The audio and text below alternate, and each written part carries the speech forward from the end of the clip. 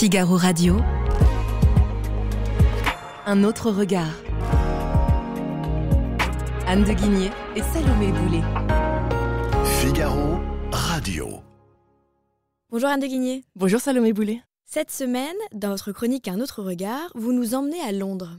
Oui Salomé, ça fait du bien de prendre un peu large parce qu'en ce moment on n'a pas beaucoup le moral en France et particulièrement les libéraux. Vous savez, ça fait 7 ans qu'Emmanuel Macron est au pouvoir. Alors beaucoup voient cette présidence d'Emmanuel Macron comme une expérience néolibérale, mais en fait l'État n'a fait que croître. Et les libéraux français sont désespérés de savoir qui pourra un jour représenter leurs idées. En fait, ils rêvent beaucoup en secret, ou pas en secret d'ailleurs, d'une Margaret Thatcher qui oserait réformer la sphère sociale, s'attaquer aux différentes couches administratives, libérer le monde du travail.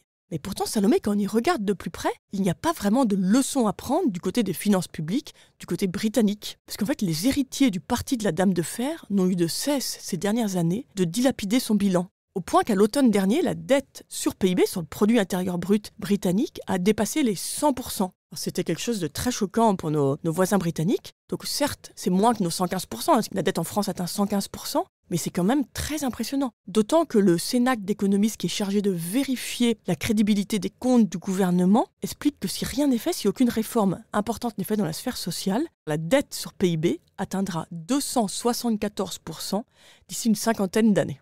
Mais le nouveau Premier ministre britannique Keir Starmer a bien en tête ces questions ? Oui, il a en tête ces questions. On a l'impression qu'il a beaucoup dit à ses concitoyens que les temps allaient être durs, qu'il allait falloir se serrer la ceinture. Mais ce qui est étonnant du point de vue français, c'est qu'on a l'impression qu'il reproduit exactement la méthode d'Emmanuel Macron. C'est-à-dire qu'il veut traiter cette question de la dette sur PIB uniquement par le bas de la fraction, le PIB, c'est-à-dire en essayant d'accroître la croissance. Mais on a bien vu en France que ce n'est pas si simple, que la croissance, elle peut être rétive à toutes les injonctions. Donc on voit ça dans le dernier budget de Keir Starmer. Il y a une forte dose d'investissement, donc qui sur le papier devrait aider la croissance, mais bon, nous verrons, et ça reste assez mystérieux d'un point de vue économique. Et puis surtout, ces investissements sont financés non pas par des économies, mais surtout par des hausses d'impôts. Donc ce qui est étonnant, Salomé, c'est qu'on voit que la France, comme la Grande-Bretagne, ont connu des histoires très différentes, mais ces histoires très différentes aboutissent à un résultat très similaire sur le volet des finances publiques. En effet, ces dernières décennies, les deux pays ont suivi des trajectoires politiques parfaitement opposées. Oui, c'est amusant. Dans les années 80, vous saviez, les Britanniques élisaient Margaret Thatcher, donc avec son programme très dur de réforme et très courageux. Elle a été très impopulaire. Au même moment, la France choisissait François Mitterrand et on a eu ces 14 ans de socialisme. Plus récemment, quand le Royaume-Uni quittait avec fracas l'Union européenne, avec le fameux Brexit, la France élisait pour le coup Emmanuel Macron, président pro-européen et pro-business. Et puis maintenant, alors que la Grande-Bretagne semble, après toutes ces difficultés, avoir purgé l'hypothèse populiste, donc avec ce Premier ministre travailliste, la France danse clairement au bord du chaos. Mais comment expliquer, dans ce contexte, une telle convergence sur la dette ? Ben oui, Salomé, c'est vraiment ce qui m'a intriguée. C'est pour ça que j'avais envie d'écrire cette chronique.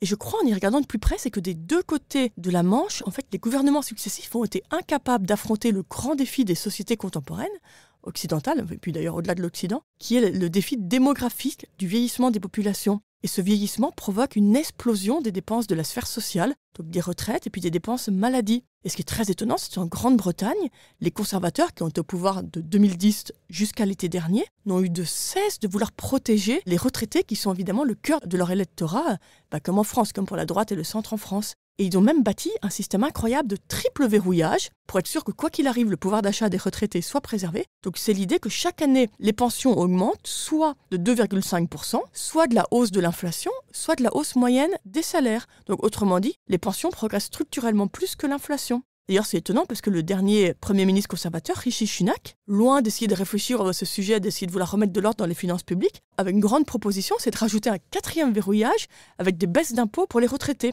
Et en France, Salomé, on en a parlé suffisamment, on voit bien qu'on est exactement dans la même logique. Il y a une incapacité du fameux bloc central de Michel Barnier d'oser demander quoi que ce soit aux seniors, aux personnes retraitées. Dans cette situation, j'étais assez intéressée de voir un article du Financial Times, un journaliste, sans aucun doute à l'esprit de provocation, c'est un journaliste britannique, qui nous disait qu'Elon Musk était tout à fait la bonne personne, très intéressante, mais pas dans le bon continent. Pour lui, Elon Musk devrait venir en Europe, parce que c'est notamment à Londres et à Paris qu'on aurait besoin de sa révolution de l'efficacité. Merci Anne de Guigné. Merci Salomé.